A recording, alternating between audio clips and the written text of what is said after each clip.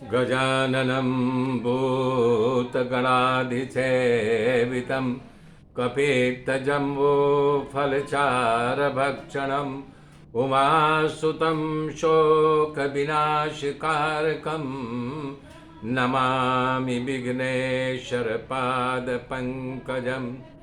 गुरुर्ब्रह्मा गुरुर्विष्णु गुरुदेव महेश्वर गुरु साक्षात् परब्रह्म तस्मै श्री गुरुवे नमः।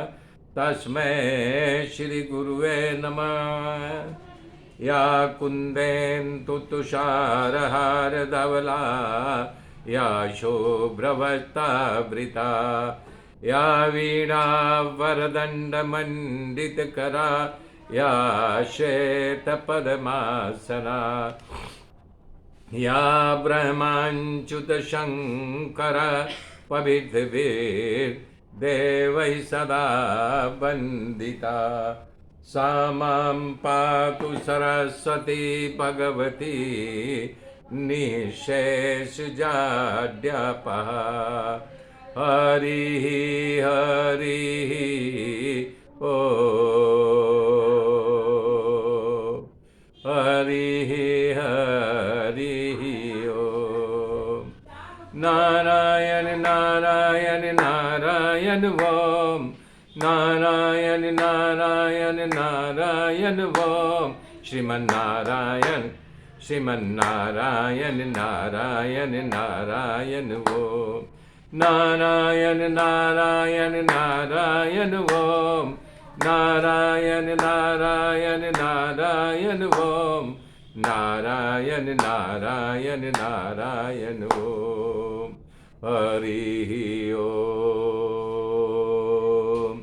मेरे मित्रों, कल मैंने बताया था उद्धव जी जब 5 वर्ष के थे तो वो जो है खेल खेल में भगवान कृष्ण की मूर्ति बना करके खेलते थे। उनकी माता जब बुलाती बेटा कलेवा कर ले तो बोलते नहीं, अभी मैं भगवान कृष्ण की पूजा आराधना कर रहा हूँ, बाद में आऊँगा। इस प्रकार से जब मथुरा में भगवान ने कृष्ण ने प्रवेश किया तो उद्धव 114 साल तक श्री कृष्ण भगवान के साथ रहे। तो बट नेचुरल जब आज कृष्ण धरा को छोड़ गए तो उनको रोना ही आएगा। तो उसी बात को लेकर रहे हैं कि उद्धव क्या जवाब दे, मौन हो गए, उनके आंख से आंसू गिरने लगा। तब बता रहे हैं कि ये जो है समस्त संसार, बता रहे हैं जब भगवान ने वहाँ पर जन्म लिया था तो यादव समझते थे कि हमारा मित्र है, हमारा सखा है। वो भगवान को भगवान माने ही नहीं, उनको एक पुरुष लेकिन बोल रहे थे कि पवित्र है, ये पुरुष है। जैसे उदाहरण बता रहे हैं, समंदर में चंद्रमा के साथ मछलियाँ रहती लेकिन अमृतमय स्वभाव के चंद्रमा को नहीं समझ पाए। ऐसे कृष्ण भगवान के साथ रहे, जिए खाए बड़े हुए, लेकिन भगवान को भगवान नहीं माने। बता रहे हैं समस्त संसार को अपनी योग माया का प्रभाव दिखाने के लिए मनुष्य का रूप लेकर के उन्होंने जन्म लिया। भगवान कृष्ण इतने सुंदर थे, जो आभूषण भगवान पहनते थे तो उस आभूषण का जो है भूषण बढ़ जाता था, यानी भगवान आभूषणों के भी भूषण थे। संतों को दुख हरने के लिए, पृथ्वी का भार उतारने के लिए उन्होंने अजन्मा होते हुए भी ये मनुष्य का रूप लेकर के अवतार लिया था। कंस के भय से भयभीत होकर के, और वो कंस के भय से भयभीत होते थे। और बता रहे हैं कि ऐसे ही कि पराक्रमी होते हुए काल अवन के डर से मथुरा छोड़ करके द्वारिका भाग गए। तो बता रहे हैं उद्धव जी कह रहे हैं, मुझे याद है कि भगवान अपने माता पिता वसुदेव देवकी के सामने हाथ जोड़ करके खड़े हो गए, बोले हे माता पिता, मैं कंस के डर से आप लोगों की रक्षा नहीं कर पाया, इसलिए मेरे इस अपराध को आप लोग ध्यान नहीं देना और मुझे क्षमा कर देना, मुझ पर प्रसन्न रहना। हे माता पिता, भगवान जब ऐसे बात करते तो मैं खुद व्यथित हो जाता हूँ उनकी बातों को याद करके। हे विदुर जी, इस संसार में ऐसा कौन है जो मात्र भेक्टी विलास से पृथ्वी का भार उतार दे। ऐसे श्री कृष्ण भगवान अपने माता पिता को क्या भूल सकते हैं। तो बोल रहे हैं जो गति बड़े बड़े योगियों के नहीं प्राप्त होती, वो परम गति अपने देसी शिशुपाल को दे दिया, उसे बैकुंठ लोक भेज दिया शिशुपाल को मार करके। और तो और बता रहे हैं कि पूतना अपने स्तन में जहर लगा करके मारने के लिए आई, तो जो गति अपने माता को देना चाहिए वही गति जो है पूतना को दे दिया, उसको मोक्ष दे दिया भगवान ने। करें हे विदुर जी, प्रभु जी की दया जब याद आती है तब मैं अपने आप ने नहीं रहता। ये बात सुन करके विदुर जी जो है उद्धव जी के चरणों में उनका चरण पकड़ करके बतक बतक करके हिचकी खा खा करके रोने लगे। उद्धव जी ने कहा, हे विदुर जी, सत्य को स्वीकार करना चाहिए, स्वीकार आप भी कीजिए। भगवान साक्षात जो भगवान थे धरा को छोड़ करके हम लोगों को चले गए हैं। हे विदुर जी, मैं तो सद्भागी हूँ। सद्भागी इसलिए कर रहे हैं कि प्रभु के चरणों की सेवा प्राप्त हुई, हमारे से ज़्यादा तो आप भाग्यशाली हो, क्योंकि भगवान अंत समय में मुझसे आपके बारे में याद किया था। इतना सुनते ही विदुर अपनी सुध बुध खो गए, अपना सर पटकने लगे। बताया कि प्रभु ने मुझे क्या याद किया था। हे उद्धव जी, आप मुझे सारी कथा सुनाइए। तब यानी कि बता रहे हैं कि ऐसा है कि उद्धव जी बता रहे हैं कि ब्राह्मणों के श्राप के कारण सांब ने अपने पेट में मूसल ले जा करके ब्राह्मणों को कुपित कर दिया था। तो ब्राह्मणों ने उनको श्राप दिया था कि जो तू हमारा उपहास उड़ा रहा है, जा, ये जो तेरे पेट में है इसी के द्वारा तुम लोगों का वध होगा। तो मूसल को उग्रसेन ने काट कूट करके फेंकवा दिया था, लेकिन ब्राह्मण का श्राप मिथ्या कहा जाएगा। तो भगवान ने यज्ञ करने के लिए, ब्राह्मणों को दान देने के लिए प्रभास क्षेत्र में सब यादवों को बुलाया। सारे यादव जब वहाँ इकट्ठे हो गए तो बारणी नामक मदिरा पी करके वहाँ पर धीरे धीरे नशा सवार होने लगा, आपस में विग्रह पैदा करने लगे, अशांति खड़ी होने लगे, गाली गलौज करने लगे। देखते देखते जैसे शाम ढल गई वैसे काट कूट चालू हो गया कि एक दूसरे को मारने लगे। जैसे बांस के घर्षण से अपने आप लग जाती है और पूरे जंगल में आग फैल जाती है, इस समय सारे यादव आपस में मार मुर काप कूप मच गया। तो ये प्रभु की लीला समेटने के लिए रहे हैं, यहाँ पर तैयारी कर रहे हैं। मैं प्रभु श्री कृष्ण को बोले कि तुम यहाँ से चले जाओ, बद्रिका आश्रम चले जाओ, तो मैं उनकी बात माना नहीं। तो भगवान वहाँ से उठ करके प्रभास क्षेत्र में एक पुराने पीपल के पेड़ के नीचे जा करके बैठ गए। उनका चतुर्भुज रूप दिखाई दिया। मैं दौड़ करके वहाँ गया और उनकी आंखें बड़ी बड़ी थी, रेशमी पीताम्बर पहने हुए थे, और भगवान को दूर से मैं पहचान करके उनके पास पहुँच गया। पीपल के जड़ का टेका ले करके भगवान अपने बाएं पैर पर दाहिना पैर रख कर बैठे थे। तभी उनको पारदी ने बाण मारा था। उनके पैर में बाण लगते ही वो बेहोश तो नहीं हुए, जागृत अवस्था में वहाँ पे परम भागवत मैत्रेय जी आ गए विचरण करते करते। तो प्रभु ने मैत्रेय जी को अपने पास बुलाया और मुझे भी बोला, यहाँ बैठो। हे विदुर जी, मैत्रेय ऋषि के सामने प्रभु ने मुझसे कहने लगे कि हे उद्धव जी, मैं तुम्हारे अंदर की सारी अभिलाषा को समझता हूँ, इसलिए मैं तुमको ऐसा साधन दे जा रहा हूँ जो अति दुर्लभ साधन है। हे उद्धव जी, पूर्ण जन्म में तुम वसु से हमें प्राप्त करने के लिए तुमने बहुत यज्ञ किया, दान किया, तो इसलिए तुम इस जन्म में मुझे प्राप्त हुए, जिसके फलस्वरूप तुम हमारे सामने बैठे हो। मैं जानता हूँ हे उद्धव, सचमुच में तुम साधु हो, इसलिए हमारी कृपा तुमको प्राप्त है। हमारी कृपा का पात्र तुम बने हो, तुम्हारा अंतिम जन्म है। हे उद्धव, अब तुम्हें मुक्ति मिलेगी, मोक्ष को प्राप्त हो जाओगे।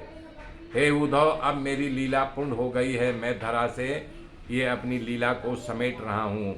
इतना कह कर मैं अपने धाम जा रहा हूँ। तुम सद्भागी हो, तुमको हमारा अंतिम दर्शन हो गया। और पूर्व काल में हमारी नाभि कमल से प्रागट ब्रह्मा जी को गोपनीय ज्ञान दिया था, वही विवेकी भागवत का ज्ञान मैं तुम्हें दे रहा हूँ। और तो और हे विदुर जी, क्या बताऊँ, इन संसार में मेरे विरह में तुम विदुर जी को बता रहे हैं उद्धव जी के, हे विदुर जी, भगवान ने मुझे ऐसा ज्ञान दिया था कि भागवत का ज्ञान तुम्हें दे रहा हूँ। ऐसा कह करके मेरे सद्गुरु श्री कृष्ण ने मुझे आत्म तत्व का बोध दिया था। जो मेरे ज्ञान की चर्चा की है। आगे इसका 11वां स्कंद में बहुत लंबा विस्तार है। भगवान ने 2 गीता कहा है। एक गीता भागवत गीता जो महाभारत के समय युद्ध के मैदान में कहा था, चारों तरफ से शोर शराबा, शंख मारो काटो की आवाज़ आ रही थी, उसमें जो है गीता का ज्ञान अर्जुन को दिया था। दूसरी उद्धव गीता, भगवान के पैर में बाण लगा है, वो अब प्राण निकले कि तब प्राण निकले, तो ये गीता उद्धव गीता के नाम से जानी जाती है। भगवान के मुख से निकली 2 गीता है, एक भागवत गीता, दूसरा जो है उद्धव गीता। युद्ध के मैदान में वो सुनाया गया था और भगवान का अब प्राण निकले कि तब इन्होंने उद्धव को सुनाया था। तो मुझ पर कृपा करके वो ज्ञान को दिया था। उद्धव जी ने कहा, हे विदुर जी, जब प्रभु मुझे ज्ञान दे रहे थे तब वहाँ पर मैत्रेय ऋषि भी बैठे हुए, मेरे हाजिरी में ही भगवान ने कहा था कि मैत्रेय ऋषि आप जो है जब विदुर मिले हो तो ये ज्ञान का, आत्म तत्व का ज्ञान जो है विदुर को अवश्य दीजिएगा। तो बता रहे हैं कि उद्धव जी बताए कि महाराज मैत्रेय ऋषि को आज्ञा मिली है आपको ज्ञान तत्व उपदेश देने के लिए, आप उनके शरण में जाइए, उनके चरणों की सेवा कीजिए, तब वो आत्मज्ञान का आपको उपदेश देंगे। इस प्रकार की चर्चा करते करते उद्धव और विदुर जी की सारी रात ब्रज में जागते जागते पल भर में ऐसा लगा कि सवेरा हो गया। दोनों वहाँ पर स्नान किया। स्नान करने के बाद दोनों मित्र सुखदेव जी कह रहे हैं कि हिमालय की यात्रा करते करते उद्धव जी बद्रिकाश्रम में पहुँचे। वहाँ पर व्रत तप क्या करके अंतरात्मा में ही लगे रहते थे और इधर यमुना के किनारे किनारे विदुर जी चले जा रहे हैं, कृष्ण करते करते करते हे कृष्ण हे कृष्ण हे कृष्ण करते भगवान की मधुर स्मृति के याद में डूबे हुए, उनको जो है हर पल भूलते नहीं थे, कृष्ण कृष्ण करते हुए चले जा रहे हैं बद्रिकाश्रम की ओर। तो वहाँ सप्तोत्र तीर्थ में जहाँ मैत्रेय ऋषि का आश्रम है वहाँ पहुँच गए। वहाँ आश्रम में जा कर के विदुर जी उनके चरणों में दंडवत करते हैं। पहले तो जो है मैत्रेय ऋषि पहचाने नहीं, जब पहचान लिए बोले महाराज ये क्या कर रहे हो। मैत्रेय ऋषि इनको प्रणाम करने लगे तो विदुर जी ने कहे महाराज आप क्या कर रहे हो। बोले तुमको पता नहीं विदुर, तुम दासी पुत्र नहीं हो, अरे आप जो है यम थे, आपको मांडव ऋषि के श्राप मिलने के कारण जो है ये दासी के पुत्र बन करके विदुर के रूप में विचरण कर रहे हो। बात ऐसी थी, एक राजा के दरबार में चोरी हो गई तो वो चोर सामान लेके भागे तो वहाँ के पहरेदार उसका पीछा किए, पकड़े जाने के डर से मांडव ऋषि के रास्ते में आश्रम आया, वहाँ पर धन छोड़ करके भागे।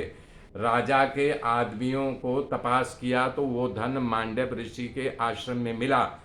तो वो जो थे पहरेदार या सिपाही मांडव ऋषि को बांध करके राजा के पास लाए। राजा भी बिना विचार किए बोल दिया कि इनको शूली पर लटका दो। और जैसे जो है मांडव को शूली पर लटकाया गया तो पहली बार शूली टूट गई, फिर दूसरी शूली तैयार की गई, वो भी टूट गई। तीसरी बार फिर शूली का फंदा में उनका गला डाला गया, तीसरी बार भी शूली टूट गई। उस समय गायत्री मंत्र का मांडव ऋषि जाप कर रहे थे तो राजा को आश्चर्य हुआ, बोले ये बताओ कि ये फांसी का फंदा टूट क्यों रहा है। तब मांडव बोले कि देखो मैं तुम्हारा धन का चोरी ही नहीं किया है। तो बोला तुम्हारे यहाँ धन मिला कैसे। बोले मैं नींद में था, नींद में आदमी सोया मरे एक समान होता है, कब कौन धन ला करके छोड़ गया मुझे कुछ नहीं। जब तुम्हारे पहरेदार आए तो हमारे आश्रम में खटखटाए, मैं दरवाज़ा खोला तो वहाँ धन जला, हालांकि अंदर से सांकल नहीं बंद था लेकिन धन हमारे अंदर पड़ा हुआ था, ते मुझे बांध करके तुम्हारे पास लाए हैं। तब राजा को अपने गलती का एहसास हुआ कि मैं एक निर्दोष को सज़ा दे रहा हूँ, ये निर्दोष है। तो उनको प्रणाम किया, बोले तुम पामर हो, तुम क्या हमें सज़ा दे सकते हो। मैं जा कर के यमराज से पूछता हूँ कि मुझे किस यानी कि ये कुकर्म का या क्या मैंने अपराध किया था जो तुम मुझे फांसी की 3 बार सज़ा दिए। अपना अंगूठे भर का रूप लेकर के यमराज के दरबार में पहुंच गए। यमराज दरबार भर के बैठे हुए थे, पैर की ठोकर से मार करके उन्होंने जो है दरवाज़ा खोल करके अंदर प्रवेश किया। महाराज यम देख करके हक्का बक्का हो गए जैसे। तब उन्होंने प्रश्न किया कि ये बताओ यमराज, तुम मुझे 3 बार फांसी क्यों दिए। तो इतने गुस्से में थे मांडव ऋषि थे, यमराज सोचे कि अभी मैं कुछ इधर उधर करूँगा तो मुझे श्राप दे देंगे, तो ना चौपड़ा पलटने लगे। तो चौपड़ा देख करके बोले, ऐसा है महात्मन, आप बचपन में एक पतंगिया को सूली भोंक करके मार डाला था और उसी का परिणाम स्वरूप आप जो है 3 बार सूली पर चढ़ाया गया। तो मांडव बोले कि मैं बच्चा था न? बोले हाँ आप बच्चे थे। तो बोले बच्चे को कौन सा ज्ञान है, पुण्य क्या है, पाप क्या है, ये आप मुझे सजा स्वप्न में भी दे सकते, डरा करके या स्वप्न में सूली में लटका देते, वो हमारी सजा पूरी हो जाती। तब बोले कि जाओ, तुम्हें इसका मैं श्राप दे रहा हूँ, तुम दासी के पुत्र बन करके धरती पर विचरण करो। मेरे मित्रों, आगे की गाथा कल जोड़ूंगा, तब तक के लिए जय श्री राम, जय श्री राम।